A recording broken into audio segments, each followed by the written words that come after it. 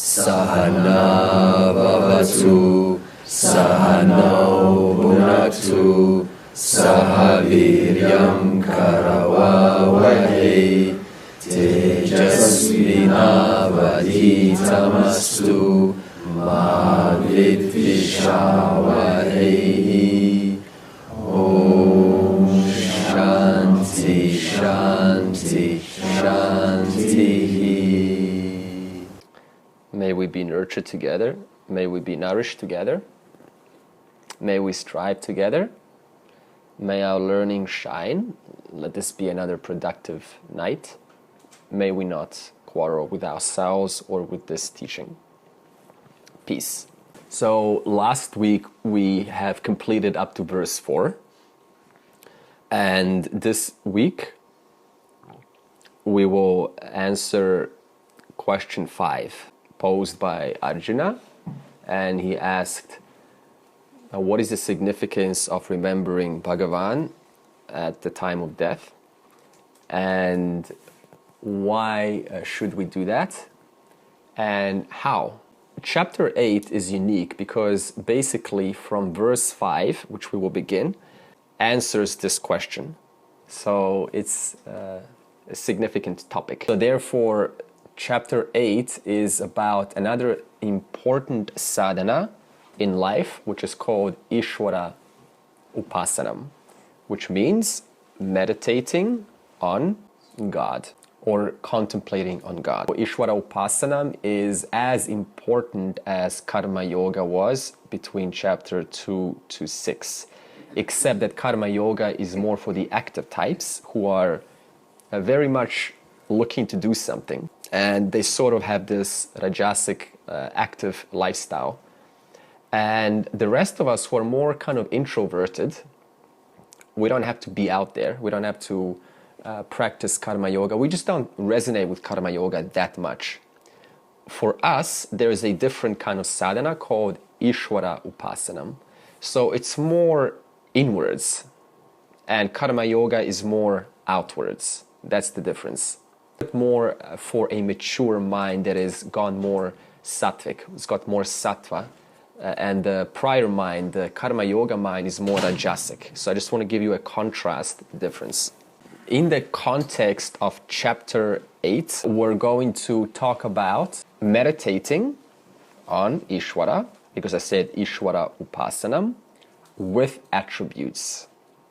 This means with features, with color, with form, with qualities. For example, Ishwara is benevolent, compassionate, loving, kind, all-knowing, omniscient, omnipresent. All of these are attributes that we can put our minds onto.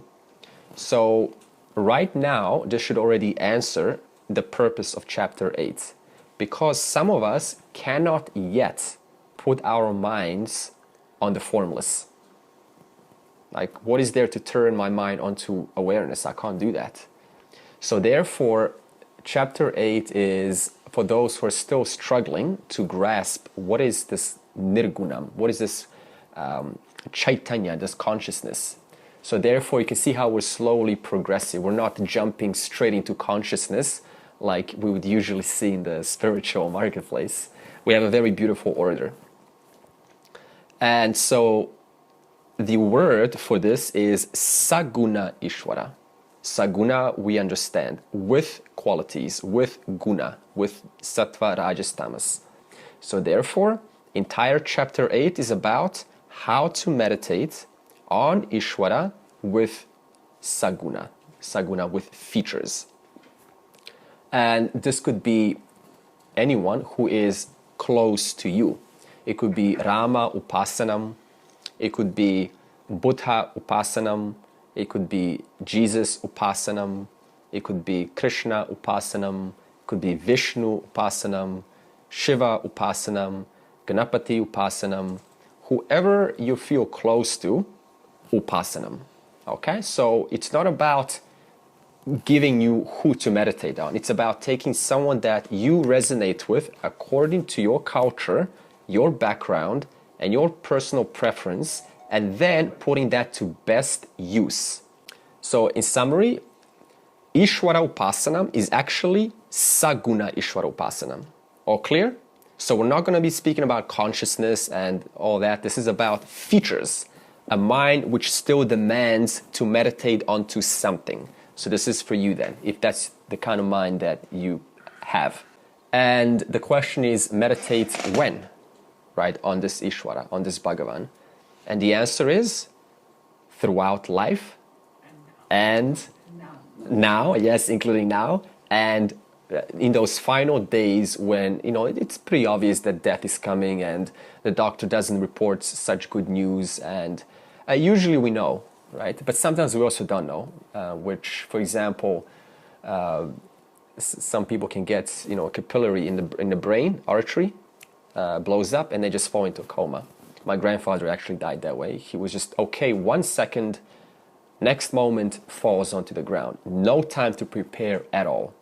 Therefore, you can see the importance of having a pre-established practice so that when we do fall down into a coma, right, or into faint, then what takes over? The subconscious mind. Because then your willpower is not going to be functioning, is it? When a person is in bed, they don't know what to think about, but what's still operational? The subconscious mind. And how do you imprint those thoughts in the subconscious mind? By doing prior practice. Therefore, the question was, when do we meditate on Ishwara? The answer was now, for the sake of it being imprinted in those critical moments. So that's the logic why it is important. This Saguna Ishwara Upasana, this means meditating on God with features, is divided into two categories, into two types. And it depends on what is the motive of the person, what is their qualification, and how pure their mind is.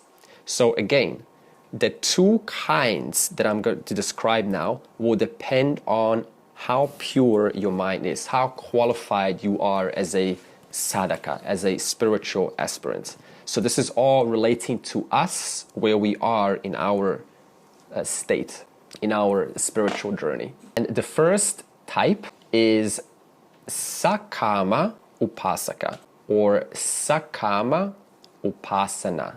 Whenever I say the word Sakama, instantly in your mind should come up what? With desire. This includes dharma, artha, kama. In other words, everything in the world other than fourth purushartha, moksha. Everything in the world other than moksha. And the second type is Nishkama Upasana. And what is this one going to be? Someone tell me. Moksha. There's only one option, right? So this means the only reason why I live, for every breath that I get up and go to bed, is so that I can entertain thoughts of Ishwara, so that I can love Ishwara, so that I can contemplate on Ishwara. That is a second type, which is called Nishkama Upasana. I also said the word Upasaka. Now what's the difference? Upasaka is the one who does the Upasana. So therefore, Upasana means meditation or contemplation. Upasaka is simply a person who does that. Now, I'm going to give you the categories in a little bit more detail. First type, Sakama Upasana. In brackets, you can put world in summary. Everything about the world. This Upasana is about meditating on material benefits. Health, wealth, success, money, better relationships, just generally improving your experience in samsara, right? Modifying the world to suit my likes and dislikes. Through this category, we can also accomplish great powers, great siddhis. These are yogic powers that provide us certain benefits, and people are fascinated by these people, especially when there's a entity coming into this yogi, because they can channel certain beings, and it's like, wow, this is amazing. So a lot of people in this category get seduced by these siddhis, these powers, because the fact is you can develop these powers. But a lot of people get seduced by the fact that they can, and what happens? They start worshipping worldly material things for the sake of kama, dharma, and artha. In other words, I am able to read your mind. I'm able to predict the future. All this is possible. But for the sake of what? Worshipping material success. And therefore, the seduction of this category is very strong. So if you're a common man and you see a yogi with this power, then they will start to, entertain certain, they will get into a trance, and you can ask them any question about your past, your present, your life, and it will be very accurate what they say. It will be unbelievably like, how is this possible? In fact, I did put up a video just to show you of this actually happening in real time, so that you can relate to it. And he's got a lot of good, interesting stuff to say. But this is what I'm trying to show you, is that these people do exist, and he even described his story. It's actually very interesting. He sat at a channeling, a little seminar, and he wanted to channel spirits, and he felt something coming through him, and suddenly he closed his eyes and all these words started coming out. And this was about 20 or 30 years ago. So he's got a lot of content out there, and and it's very fascinating. We're like, wow, I want to hear what another deity has to say, never mind people on earth. Right? So this is what I mean. Do not get seduced by this, because it is just another sakama upasana. It's more samsara, basically. Now, the second category is Nishkama Upasana. In this, we can put moksha, or liberation. God alone, that's it. And this upasana is practiced for the purpose of spiritual benefits. Whenever I say spiritual benefit, that means freedom from a sense of limitation, discovering one's true nature. And such a person will say something like, oh Lord, I am not interested in anything that is perishable in this world. I've seen enough. It all comes and goes. It all provides temporary pleasures, but then once I'm back home, I'm all back alone, wondering who am I, feeling empty. For that reason, I want nothing else except you alone. I want to, that's how they speak. I want to merge with you. They still use these dualistic words, merge, come together, and it's fine, right? But, they're being sincere about that. So that's a Nishkama Bhakta, very mature mind. That means one who has seen enough in this world. It is all good, but ultimately it doesn't provide lasting fulfillment. So this is what the person has ascertained. In Sanskrit, we call this Ishwara Aikyam Prapti. This means attaining oneness or a union with Ishwara. Coming at one, being at one with the whole, with the total. And this second category, we're still on Nishkama Upasana, requires a great deal of vairagyam. Vairagyam, what does this mean? Okay, another word for it is dispassion from the need for things to be plus or minus. I have no need for them to be favorable or unfavorable. I let them be as they are. I have no need for worldly gains or losses. I am neutral towards both. So, vairagyam, I am value neutral towards worldly losses and worldly gains. $1 million, it's fine. It doesn't change me. I lose money, I lose this, I lose that, it's fine. It doesn't change me.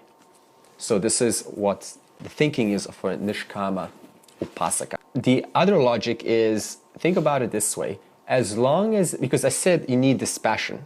Now, as long as there are desires, is it likely that those desires will be put aside and the person will pursue Ishwara? Is that realistically likely? No. It's nearly impossible. Let's just be realistic. As long as there are desires, kamas, I will have the need to exercise them one way or the other. In other words, as long as I have kamas, I would then be going back to which category? Sakama Upasana. In other words, in order to go to the second category, I have to have done a great deal of contemplation, meditation, or karma yoga prior. Now, this second category, that is Nishkama Upasaka, can go two directions. The first is to practice this Nishkama Upasana for a long time. This means to meditate on Ishwara with attributes, features, because it is Saguna. Remember, the whole chapter is about Saguna. We're not talking about Nirguna yet. What's the purpose of this meditation lifelong? Because I said meditate for a long time. What does this do to the mind? Purifies the mind. It removes this excess rajas and tamas and puts enough sattva, or just, makes the mind as is. And the mind as is, what's its natural condition? Sattva guna. So, I said, practice a long time for the sake of purifying the mind. After having sufficiently purified the mind, we'll pause there. Question, how do you know you have sufficiently purified your mind? What's the barometer for that? Desires less. Okay, good. Yeah, lack of wanting. The other is generally throughout life your mind is calm yet alert. Yes. Calm and alert, those two are the barometers of a sattvic mind. Sattvic mind is not a lazy mind who falls asleep. A sattvic mind is very alert, but it's calm. So I'm going to continue now. After having sufficiently done purification, stop. Now, why should you stop Saguna Ishwara Upasanam? Why did I say stop? The reason is because, or why should you drop the practice? Maybe because... Yeah, go. Maybe because it's still a desire to want to... Okay, I said purify the mind. This sounds like a qualified person. So why should a qualified person continue meditating on Ishwara with attributes? In other words, stop the sadhana because my mind is calm and alert, meaning what? I'm able to move on to Nirguna Ishwara Upasana. And we also know what? That Saguna Ishwara is still empirical, transactional, vyavaharika reality. In other words, it is not the highest reality, it is still mithya. Question, what does the word mithya mean? False. Yeah. New definition is, whatever can be superimposed on the substance is mithya. For example, whatever can be superimposed on the original substance or the substance because of which that form has its existence is called mithya. This little pot is superimposed onto its substance because of which it enjoys its form and gets to call itself form. Because it does that, we call that mithya. So without the substance, there is no pot. So therefore, this reality is still vyavaharika. And the person realizes that it is not Paramam Aksharam Brahman, which remember, this is chapter 8 called Aksharam Brahman, the highest reality. That is Aksharam, imperishable Brahman. So therefore, it is still not Paramam Aksharam Brahman. It's not the greatest imperishable reality. And for that reason, the Upasaka is now qualified for Nirguna Ishwara Upasanam, to meditate on the formless. Now, how do you meditate on the formless? The abstract ideas. You think about the qualities of Brahman. And you reflect on Brahman. Okay. But that's still all-pervading. Yeah. There's no, I know it's nirguna. Yeah.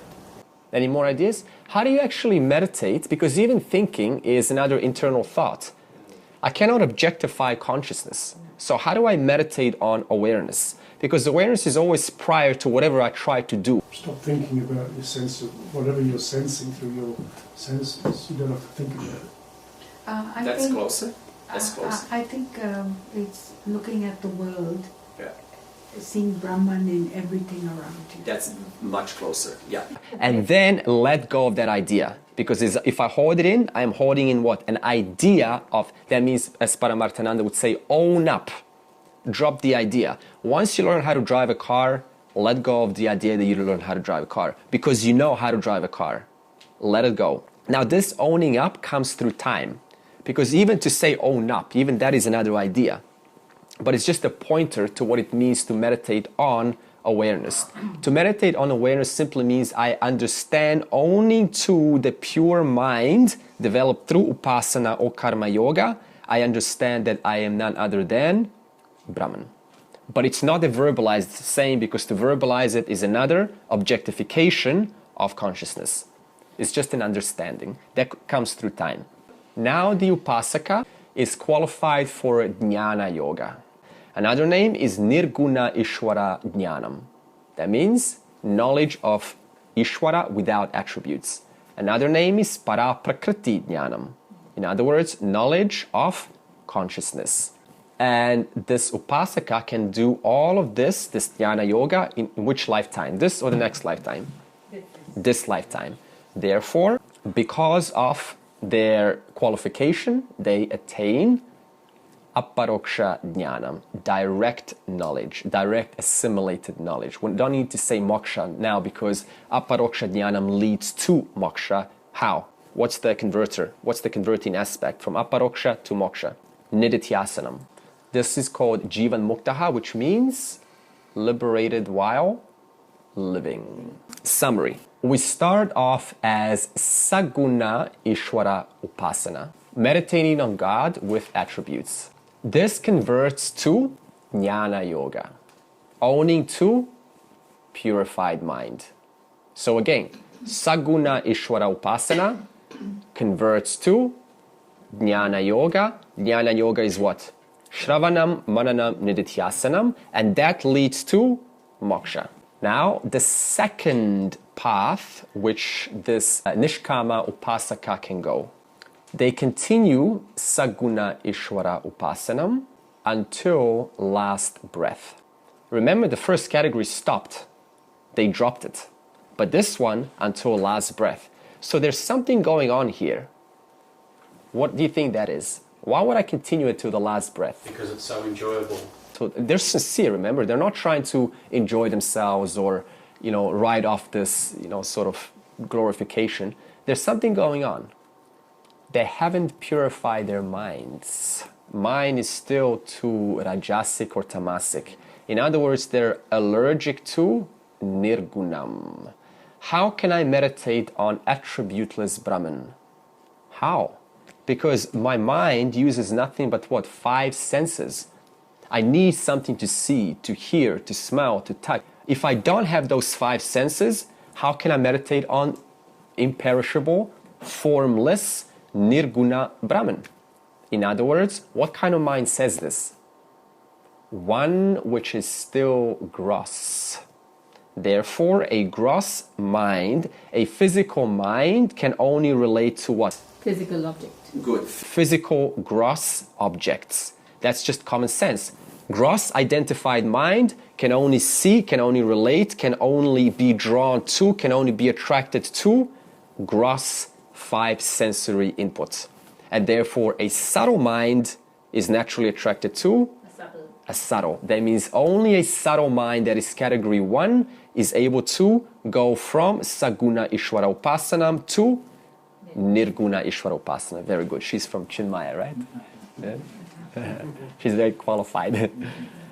Also, Krishna says in chapter 12, verse 5, Krishna admits, he says that appreciation of or inquiry into Nirguna Ishwara requires a very, very subtle intellect. Sukshma buddhi. He admits it. So therefore, if one is having trouble contemplating formless, don't be surprised. It needs a very qualified, very subtle intellect. And that takes a lot of work, a lot of upasana, a lot of dedicated, serious practice. Then the question is, what should this person do? Because they're serious, they also want moksha. Their eyes on God only, nothing else interests them. They're a mumukshu purusha, that means they are a person who is only interested in freedom from decay, freedom from matter, freedom from time, freedom from limitation, what should they do? Because they're honestly sincere, but they cannot move on to that which is required for liberation. And Krishna says there is a solution. Krishna's always got a solution. Now, we're not going to make you just walk out. Oh, what do I do? So, the first thing Krishna says is surrender to God. Surrender to God. Or in other words, continue surrendering with enthusiasm. Continue, keep that fire going until the last breath. Do not give up. So keep your enthusiasm going without a question. Maintain vairagyam. In other words, maintain this passion towards gains or losses in the world. He also says continue your Saguna Ishwara Upasana throughout life. That means what? Continue being attached onto personal God with features. Why did I say attached? Because the mind is always attached onto something. And if it's not attached onto a personal God, what is it attached onto? Limited things, limited world objects. Therefore, the least the person can do is continue being attached to your Rama, Ganapati, Vishnu, Shiva, Jesus, Buddha, okay, whoever it is, continue being attached depending on your personal deity. We do not mind who it is. The point is, at least it represents, it symbolizes the infinite. That's the least that we can do. And then what will happen is, owing to my repetitive practice, owing to my repetitive abidance in my personal deity, at the time of death, Krishna says, you will indeed remember me. Why? Because you have been through habit, through practice, have been ongoingly thinking of me. And therefore, you have indeed died properly because you have thought of the most important in that most critical time before death. And before death, what will you think? Oh Lord, I only want moksha in the last final days. What does a worldly person think? Oh Lord, save me. Save me. One more minute, please. What's one more minute going to do? Seriously. Oh Lord, I hope my wife and children are okay. Who's going to take care of them? It's very sincere, right? But the point is, we're going to be asking, praying for other people. What Krishna is saying is, be praying for, be thinking of none other than that which symbolizes infinity. And now, after the body dies of this person, which we call jivatma, which means transmigrating jiva. Now, jivatma has a contextual definition. In one use, you can say jivatma means the essence of the jiva is Atman. But the second definition of jivatma means the jiva who identifies oneself as the body, mind, intellect, and doesn't know that its nature is Atman.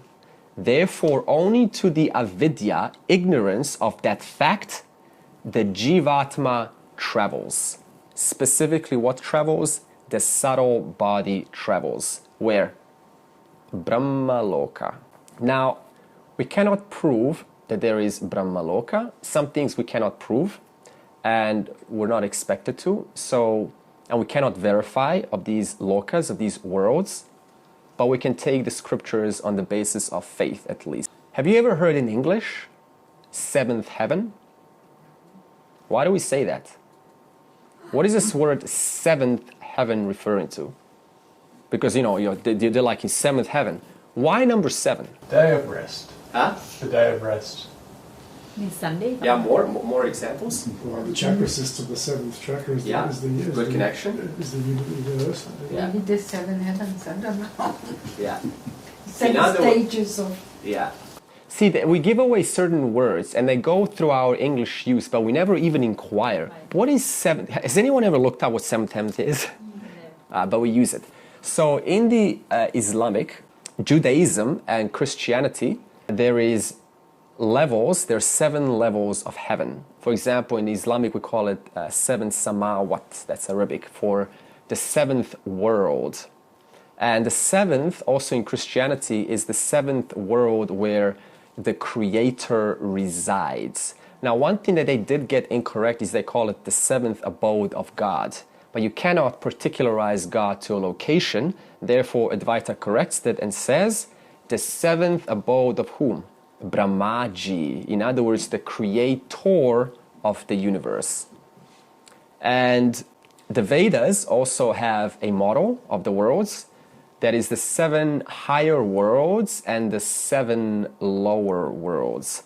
The other religions, they only talk about the 7 higher, but we talked about the 7 higher and the lower. In fact, I do have a... Does the number show the distance? Like those digits are the distance from... What's the number? Kilometers. Light years, right?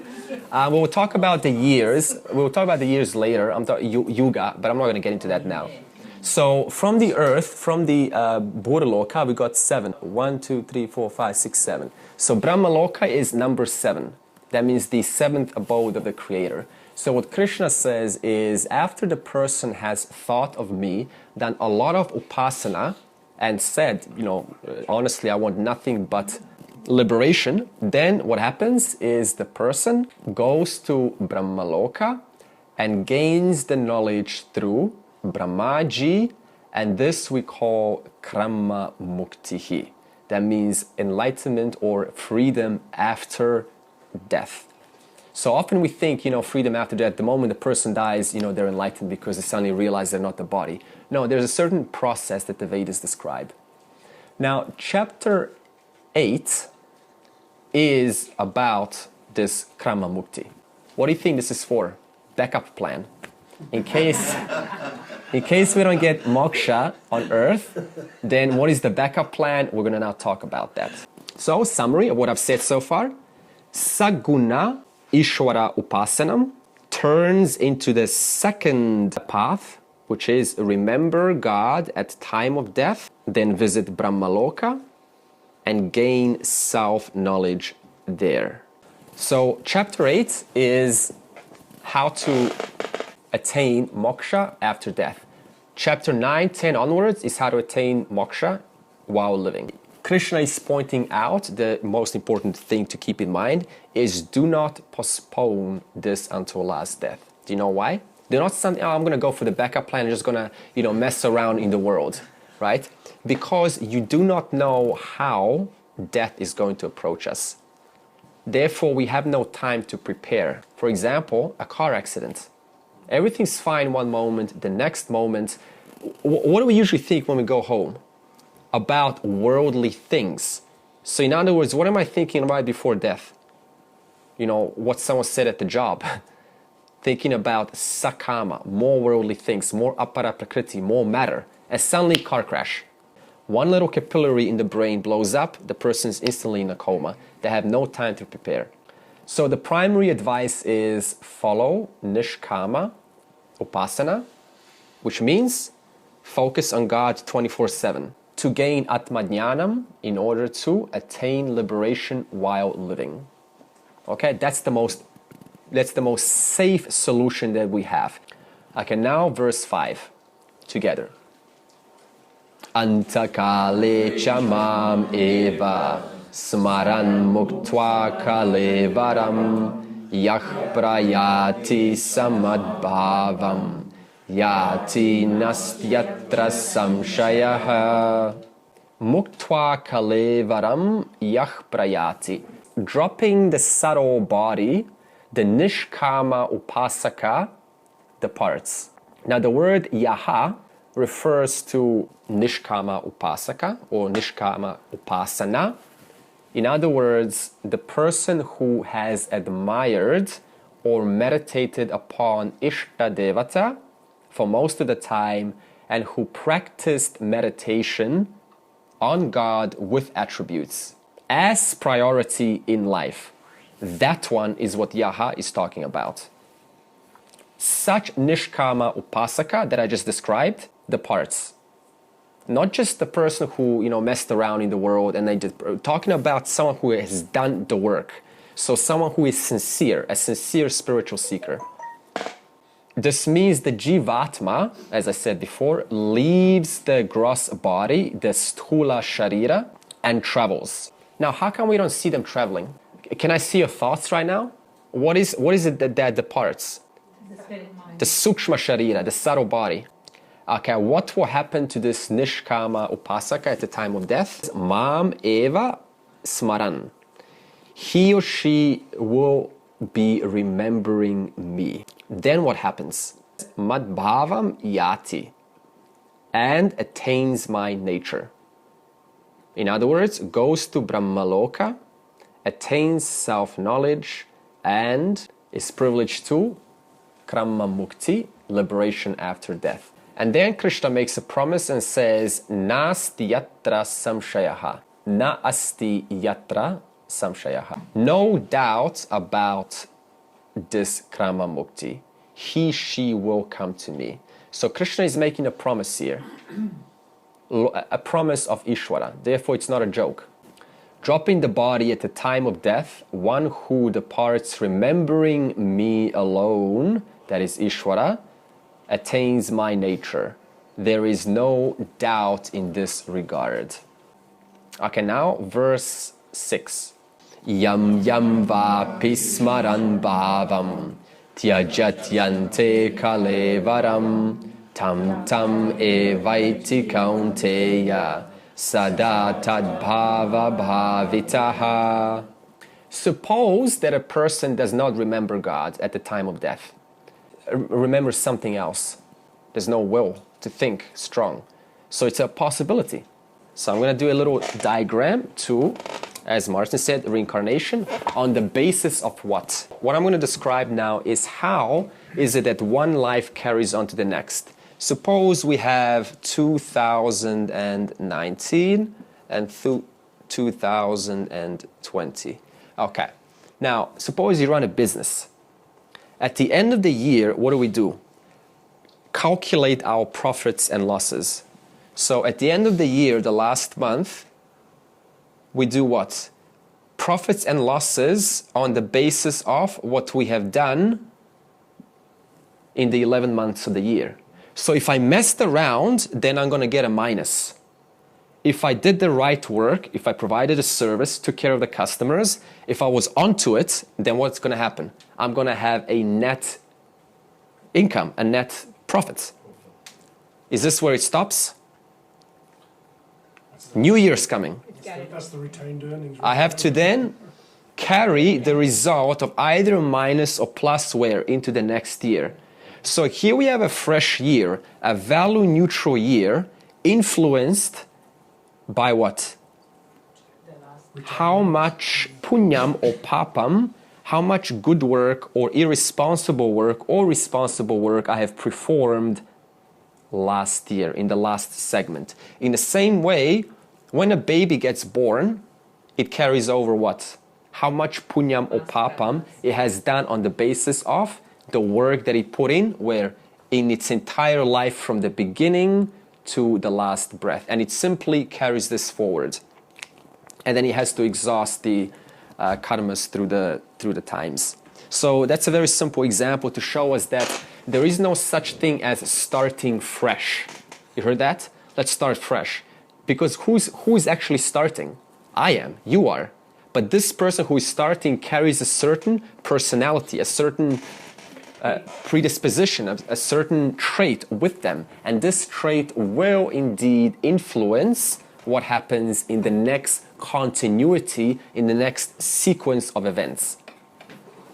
And now Krishna replies and says, the person's next birth will be shaped depending upon what was remembered at the time of death. Shaped. Just like the new year is shaped according to what I've done in the last year. Same principle. Or just like before you go to sleep, suppose we have an argument that's someone close to us or a family member. And we think, I'm just going to resolve this tomorrow. And now we go to sleep. Are you fresh tomorrow? No. You know what happens? There is a continuity on the last thought that I implanted before sleep yesterday. Therefore, tomorrow will be a flavor of yesterday. And you know how long tomorrow takes to flush out the yesterday? It's not just about 10 minutes, wake up, carry on with day. No, it continues, it integrates, it entwines with what? The entire day, and it takes hours to flush it out. In the same way, when some people are born, they need to flush out last year, last life. That's why we have different births, unfortunate births, born in certain unfortunate situations. What am I doing? I'm flushing out all of the papam that I produced in the last life. So this should answer now, but what about, children who are born with, disabilities and unfortunate, they get raped very small. What about all that? Very simple answer. Whatever I have done in the previous year, in the previous, whatever losses or gains I've gotten is what I carry over to the next life. So therefore we can ascertain this karma, we ascertain why the world is in the way that it is so. Without karma, it is very hard to explain this to a person, because often they will say, yeah, but what about these unlucky kids? And they'll often get angry when they ask these questions, because they'll say, how dare you talk, so it's all butterflies and rainbows, but there's people suffering. Answer on the board. And this also brings up a very powerful law, which says, as a person thinks, so a person becomes. Summarizes that on the board. So you could incarnate as a different species. Yeah, 84 lucky species, depending upon the mixture of the punyam and papam. Can evolve and devolve. Yeah, evolve and devolve. We don't agree with this Darwinian evolution of your continuity of evolution. It depends on your punyam and papam. That's how the person takes on a specific form depending on the totality of their karma. Now this law, which says, as a person thinks, so they become. In the Brihadaranyaka Upanishad, we have a formula, and it goes like this. TH, thoughts, influence, words, influence action, influence habit, influence character, influence or shape destiny. In other words, it goes like this. Watch your thoughts because it influences your words. Watch your words because it influences your actions. Watch your actions because it builds habit. Watch your habits because it develops your character, your personality, who you are. Pleasant or unpleasant depends on this character. Watch your character because it defines your destiny. In other words, when we say the person is pleasant or unpleasant, what are we actually saying? The person is repeating certain habits over and over and over again on a daily basis. Why are they doing that? Because they are doing actions which correspond or which generate this habit. And why are they doing these actions? Because they are speaking in accordance that assume these actions. And why are they speaking like that?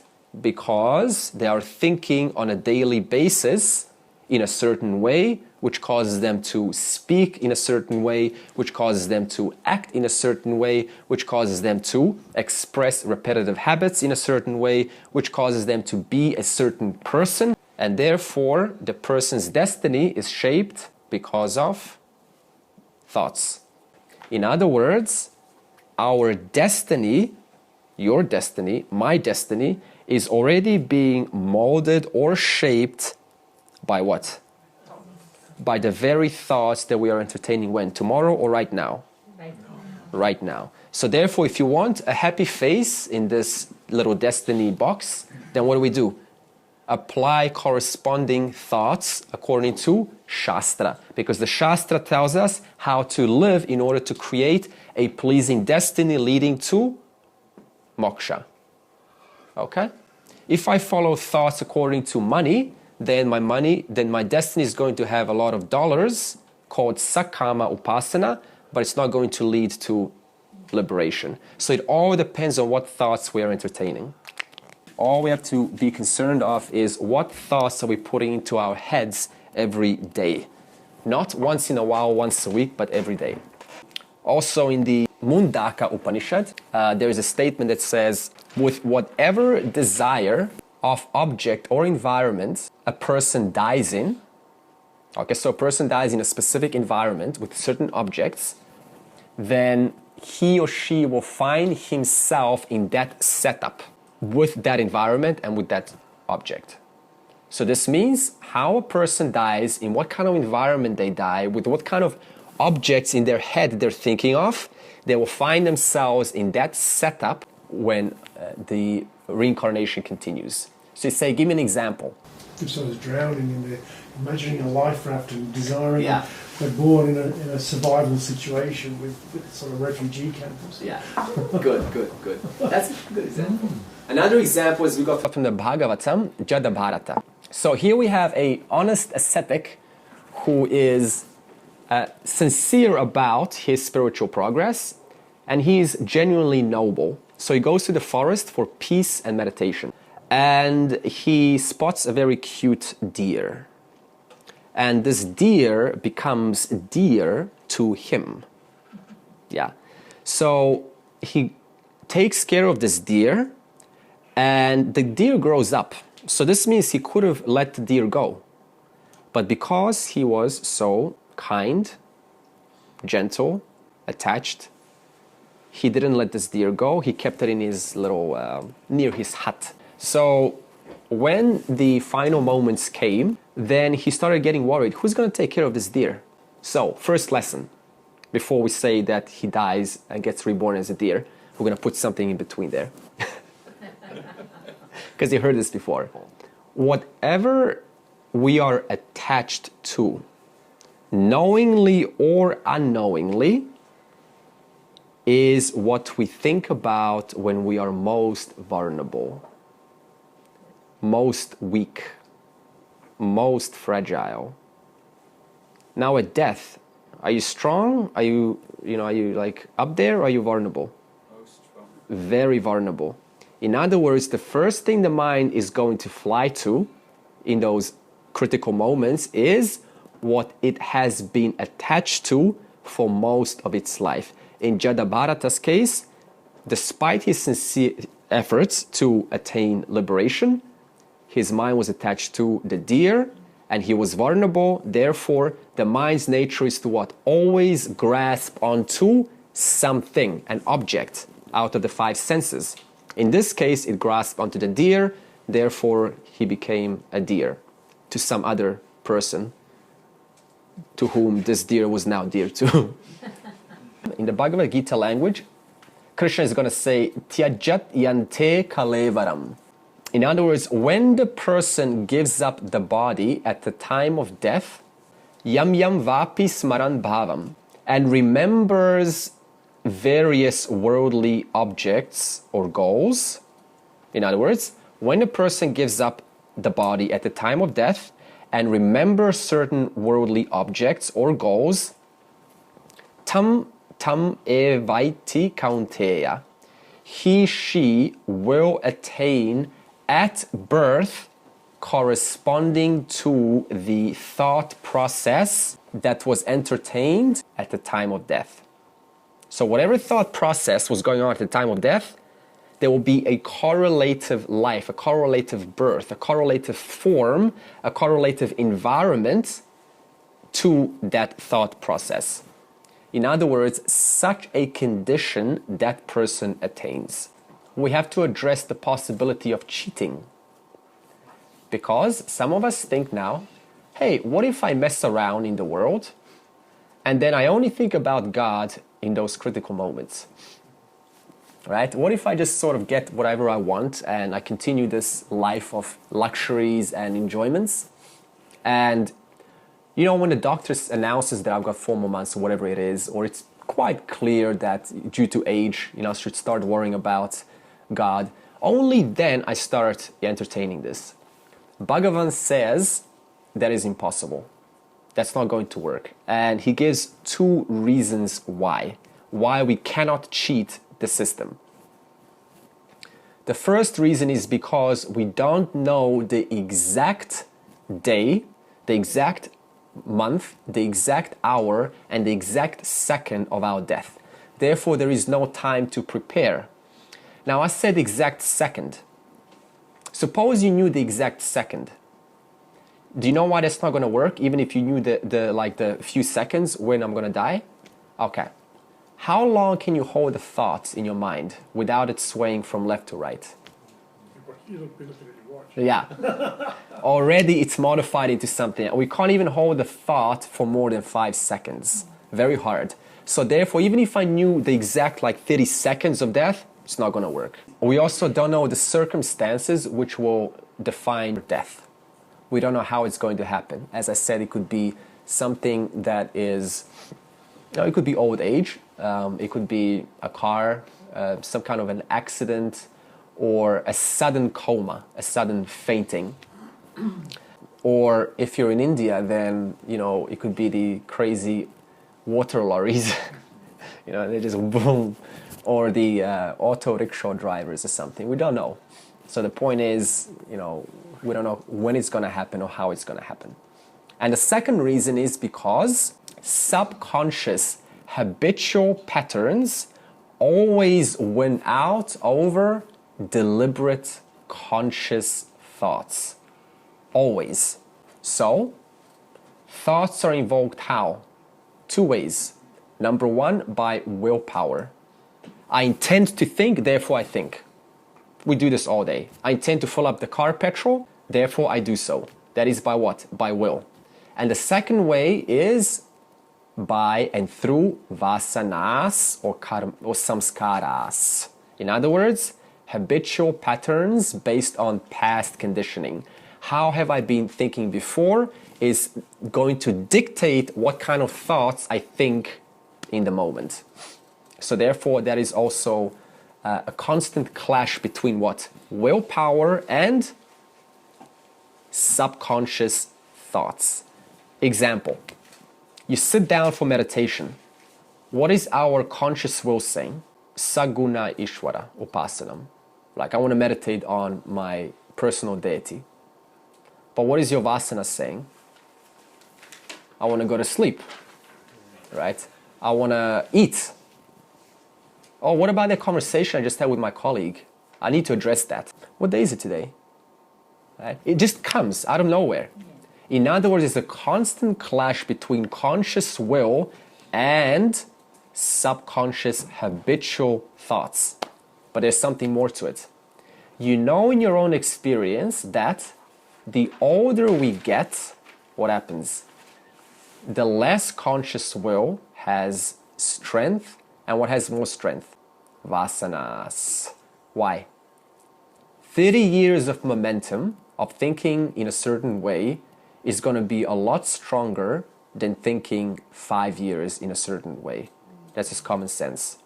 The older we get, the more habituated we think according to how we have thought before. So therefore, age does not do us any advantage. So, summary, realistically, it is impossible to control our thoughts through conscious will. Realistically.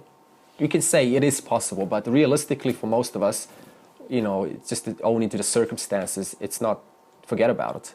Especially when the mind is vulnerable and ill. That's the last time that see, when we're sick, do you have any motivation to think big thoughts let me think about innovation? Huh? What happens? We just sort of go inwards. And what do we start thinking about? Our habitual thoughts. So now Krishna says there is a solution to this. Your vasanas should be godly vasanas. That means they should be oriented, how? Thinking of God, entertaining thoughts of God, loving thoughts of God, and never stop saturating your mind with such thoughts. How? Read the Shastra a little bit each day.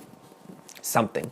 Classes are very good for that reason. That's why we have the classes, not just for, come here because there's nothing else to do. Because classes work very well. There's a connection, there's a direct environment, and it works very well. And so then what happens is, owing to the repetition, then even if a person falls into a coma, only to the subconscious repetitive prior thoughts, then when there is no conscious will in coma or in the hospital, what is the subconscious mind entertaining? Thoughts of personal deity, thoughts of God. Therefore, the person's very safe. They have done the work prior, so therefore they can feel assured at those critical moments. So in other words, start your death rehearsal today. That's what we're speaking of, death rehearsal. Question is now, how do I know what is inside my subconscious mind? How do you know whether your subconscious mind is already godly oriented or not? Depend on how peaceful you are. Yeah, very good. That's in the waking state, very good.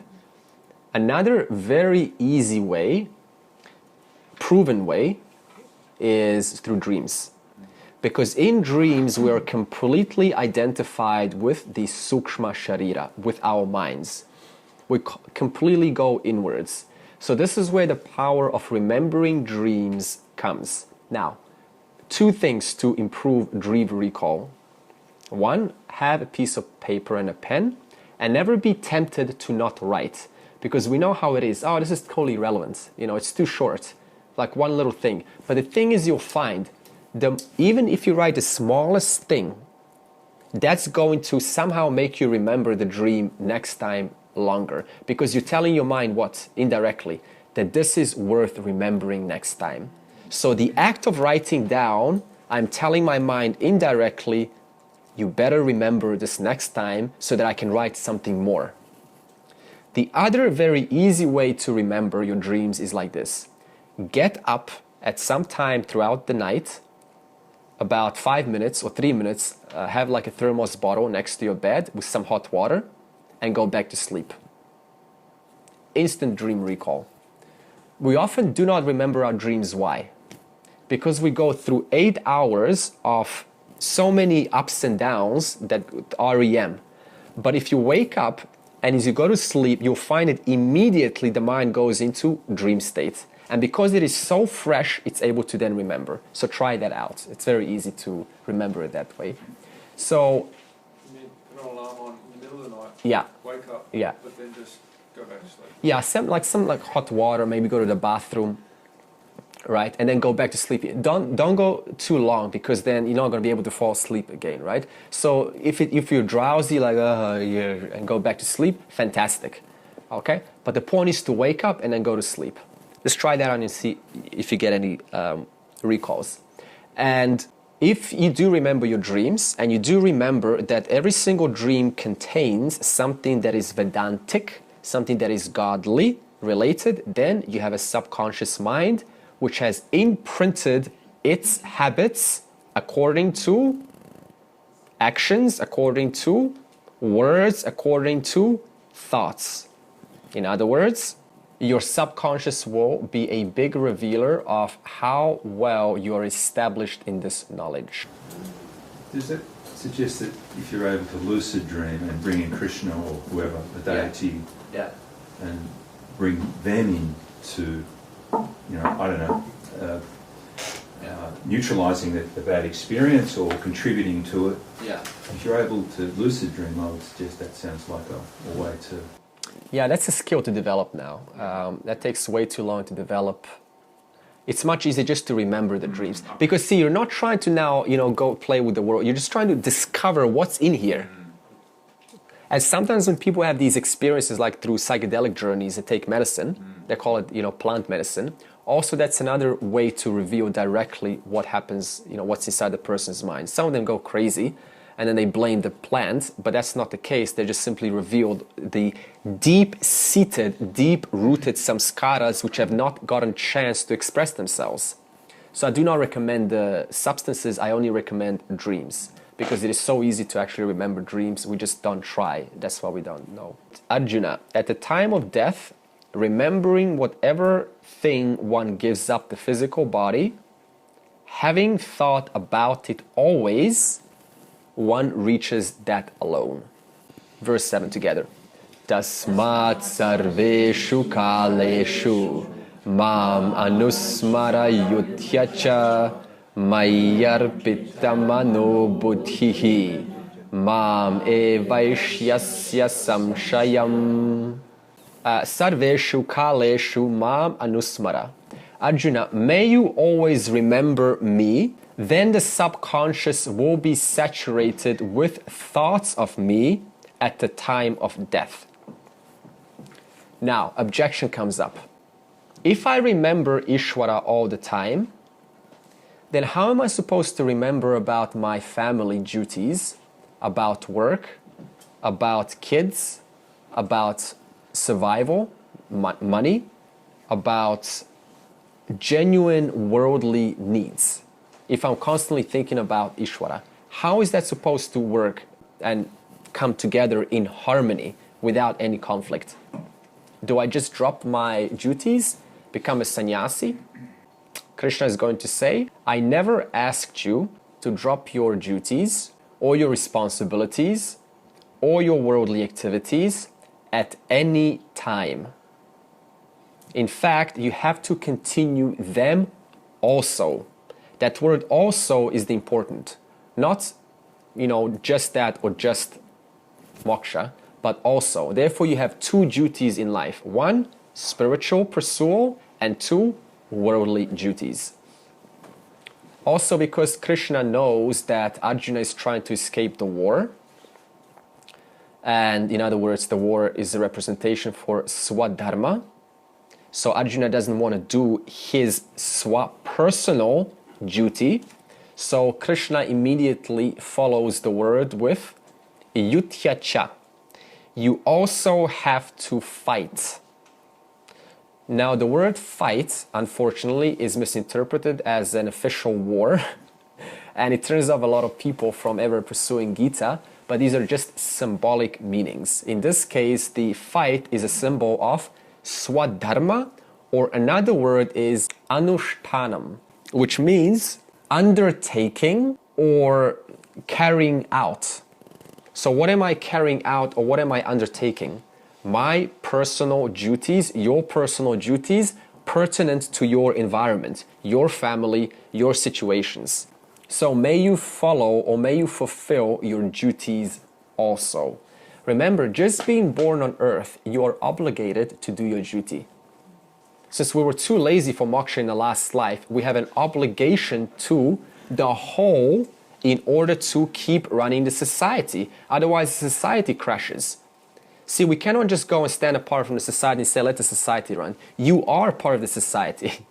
So therefore, we do have indeed a swadharma to uphold and be an example for the society as to how to be an honest, compassionate, understanding, patient person. So again, I'm going to bring up the question. How can we do the job simultaneously? That is, pursue Ishwara and do our worldly duties. We still haven't answered the question. For example, suppose you ask someone, hey, where are you from? Om Namah Shivaya. Are you a sannyasi? Om Namah Shivaya. Where are you going? Om Namah Shivaya. Would you like some food? Om Namah Shivaya. Right? Because it's a valid example because the person's got 24/7 focus on God, therefore he's not even responding to questions. Is this what we do? Okay, I'll give you a metaphor. Suppose that we are all on a bus tour and the bus stops. You know how they stop to show us around? And the coach says, get back in 2 hours. So we get off. What do? We socialize, we play, we visit the temple, we take pictures. But through all of that activity, in and through every single activity that we do, what's in our back of our minds? Back of mind, you have to get back. Get back on the bus, otherwise trouble. There's consequences. In other words, every single whistle, every single horn, every single person that's looking at us reminds us of what? I'm being called to go back to the bus. You know, when someone looks at you, it's almost like, are you telling me that I need to go back? In other words, we start interpreting everything as a signal to get back onto the Vedanta bus, onto the bus of Ishwara.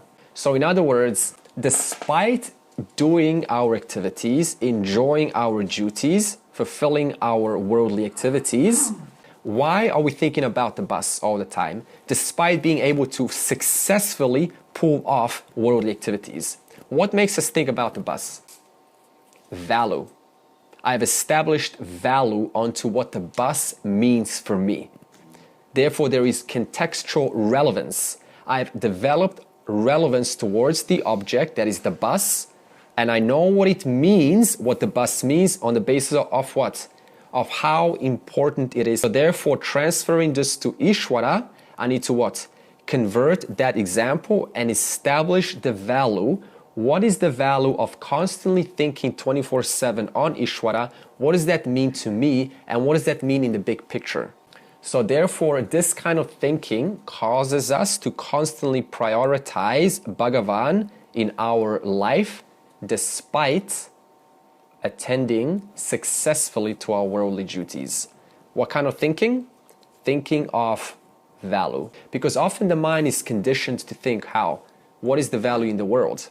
So we need to start training it. What is the value of remaining on this path until the last breath? So in summary, while amidst the world, stubbornly refuse to get off the self-knowledge bus. Why does I say stubbornly? Because we're often stubborn to get off our addictions. We don't want to get off our worldly desires. So we all are very good experts at being stubborn. So convert that stubbornness and refuse to get off the path of Ishwara. Whether that is Saguna or Nirguna, I do not know, that only you know that, but refuse to get off that bus until the last breath. Now, Mayi Arpita Mano Buddhihi. Learn to emotionally depend on and be attached to your Saguna Ishwara. So, who is your personal deity? I do not know, but you do know. Learn to be attached to and emotionally depend on that deity. Why? Because we cannot depend on a mortal human being, because they are unpredictably unavailable.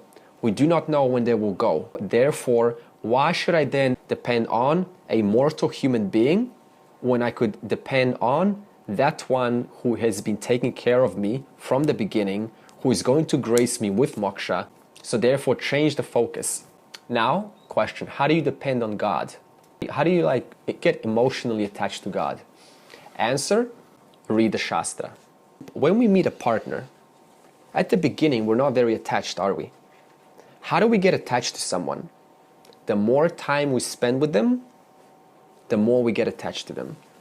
The more time I spend with the Shastra, with Vedanta, the more I am attached to, dependent on the infinite principle. And also, learn to have intellectual conviction onto your Saguna Ishwara. How do you get intellectual conviction towards Ishwara?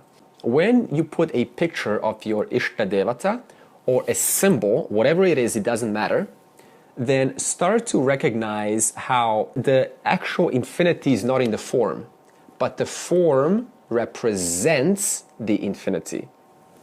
So in other words, I'm looking at this picture and I'm inquiring, what does it mean? What are they representing? So I'm going through an inquiry process in my mind.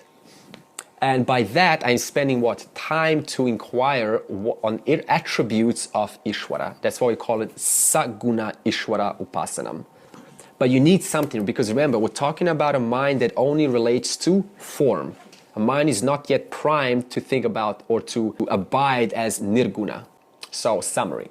When you are able to appreciate the abstract truth, that is nirguna, then meditating on God with features becomes optional.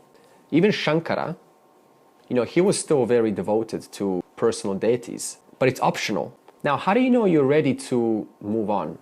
That you no longer need to participate in upasana with features. How do you know you're ready to move on? What's the barometer? You see God in everyone. Excellent. And suddenly there is less need to look at pictures, to entertain features. You can't help it. Suddenly you're like, but what's the point? you know, it's just pixels, it's just, you know, whatever I look, it's the same principle. So this comes naturally. So therefore the attraction towards this naturally subsides. That's how you know your mind is purifying, and that's how you know you're able to drop the Saguna Ishwara and turn your attention on Jnana Yoga, entertaining thoughts pertaining to Nirgunam. Mam eva eshyasi. If follow this lifestyle, you will attain me definitely. That's Bhagavan's promise. Now, one little note is we often box people into the skeptic's box, because every person at some point in life has had a broken promise. Someone made a promise to us and they didn't fulfill it. And then we learned to be skeptical towards people. We learned to not trust people. And we often even place Bhagavan in the same box. Do not do this, because Bhagavan is all knowledge, all power. A human being can make a mistake. That's understandable because we don't have the total knowledge. But Bhagavan, the one who is Sarvam Jnanam, Sarvam Shakti, cannot make such an error. In other words, Krishna, representing Ishwara, is saying, if you follow this lifestyle, you will definitely attain me. Mam eva eshyasi. That is his promise. In other words, don't put Lord in the container of human beings. You know, they often say that politicians are the ones who shake your hand before election, but they shake your confidence after the election. Right? So Bhagavan is not this category. So be careful not to place him and go, yeah, but how can I trust this? Sometimes we just need to have faith. Therefore, remember me all the time and fight. In other words, and do your swadharma as is required from all of us. With your mind and intellect fixed upon me, you will attain me alone doubtlessly. Just like when we fix our minds on something worldly for a while, after a while we gain exactly that. So, in the same manner, we can use that same intellect, same mind to fix it onto the infinite. Therefore, we gain the infinite. We are privileged to the infinite. Abhyasa yoga yuktena cetasa nanyagamina paramam purusham divyam yati partanu chintayan. At the time of death, the Saguna Upasaka remembers Ishwara, owing to the past works which they have performed. Now, what type of Ishwara? We will ask, and Krishna is going to say, Paramam Purusham Divyam. The Lord, which is the highest reality, who is known as Purushaha. What does Purushaha mean? Two definitions. The first is the one who resides in the heart of all. That is the indweller of all. If you want more scientific language, the one who resides in your body and mind. Just like, for example, a Vyashti Purushaha is residing in all the roles that they play. So if you're a father or a mother right now, or if you're a son or a daughter, is anyone not in these categories that I just described? Is anyone not a human being? Okay. Tell me this. Are you in the father role that you play? Yeah. Are you in the mother role that you play? Yeah. Are you in the employee role that you play? Yeah. Are you in the employer role that you play? Are you in the son role that you play? Are you in the daughter role that you play? So what's common here? The you. What is this you? Purushaha. What is changing? The different roles. So therefore, on the microcosmic scale, the Vyashti Purushaha is the one who is the indweller of all of the roles. On the macrocosmic scale, the Samashti Purushaha is the indweller of the entire universe, of every single individual. And the second definition of Purushaha is one who populates or fills up the world, the Jagat, with all knowledge, all power. Just like you populate a piece of land with what?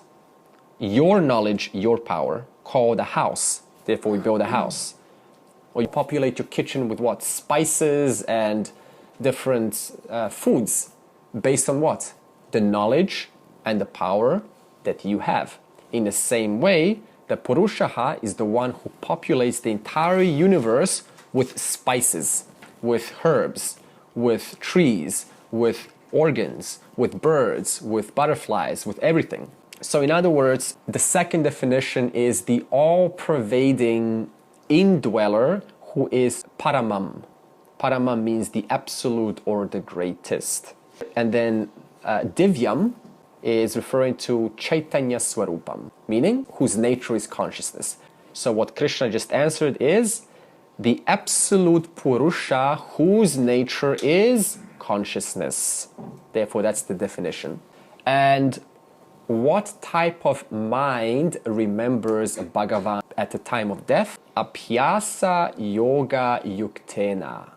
In other words, the mind which is endowed with the strength, with repetition, with rehearsal, and which is nanyagamina, undistracted. And with such a mind, which is endowed with strength, rehearsal, and is undistracted, the Saguna Upasaka remembers or attains me alone. Therefore, we're talking about the mind who is undistracted by worldly things and who has focused most of its life on Ishwara. That mind remembers and attains me. What is this me? Infinity, limitlessness, Satchit Ananda. For example, Ramanujan, if you know, one of the greatest mathematicians. Okay, so Ramanujan was in a hospital. He was ill because he came to Britain. And obviously the Indian weather is hot, and then Britain, it was cold. So he got very ill. And he was in the hospital visited by his friend Hardy. And Hardy said, I'm sorry for being late. I caught the taxi 1729 on the license plate. It's just a plain number. And Ramanujan replied, how? Oh no, it's not just an ordinary number, 1729. It is the smallest number expressible as the sum of two cubes in the two possible ways. So in other words, Ramanujan was ill, was vulnerable, was weak, in the hospital, and all he heard was 1729, and he discerned three facts out of this number. It's the smallest possible number. Second, the sum of two cubes. Third, expressible in two different ways. Now, how did he do this? Constantly he was into maths. Yeah. Because he consistently did prior Abhyasa Yoga Yuktena in his life, so therefore the mind naturally, spontaneously performed that same action when he is most vulnerable. Therefore, whatever the mind loves the most is what it spontaneously goes to when it is the weakest, when it is the most fragile, when it is the most vulnerable. Because we're attached to it. That's what we've been doing so long. That's what the mind knows only to past prior rehearsal, prior effort, prior repetition. So in the same way, if we learn to love Bhagavan, that is in this chapter context, Saguna Ishwara, that means God with features, with form, with attributes, then when we are most vulnerable, we automatically take refuge in that Bhagavan who, at the most critical time, by remembrance of him, we attain him. In other words, we attain or merge with the total. Or at least if we don't, I'm not saying now you're going to go, Brahmaloka guaranteed, because for that you need tons of Upasana. But at least we're going to what? Implant the right thoughts for the next life to continue. So we're increasing our chances. So finally, the takeaway message is of today, as the person thinks, so the person becomes. In other words, if I think limited desires, I get in response a limited instrument suitable to perform or enjoy those limited desires. I don't need an unlimited instrument to enjoy limited desires. So, I think limited, I get limited. Whereas if I think unlimited Ishwara, then one regains long lost forgotten glory as limitless Brahman. So therefore it is all up to you whether we think on a daily basis of limitation, worldly successes, or that because of which this entire world enjoys its existence, which is none other than Bhagavan. O Arjuna, constantly thinking of the Lord with a mind that is undistracted due to the practice of meditation, one attains the Divine Supreme, the Lord. Sarve bhavantu sukhinaha, sarve santu niramaya, sarve bhadrani pashyantu, ma kaschit dukkha bhag bhavet. Om Shanti Shanti Shanti.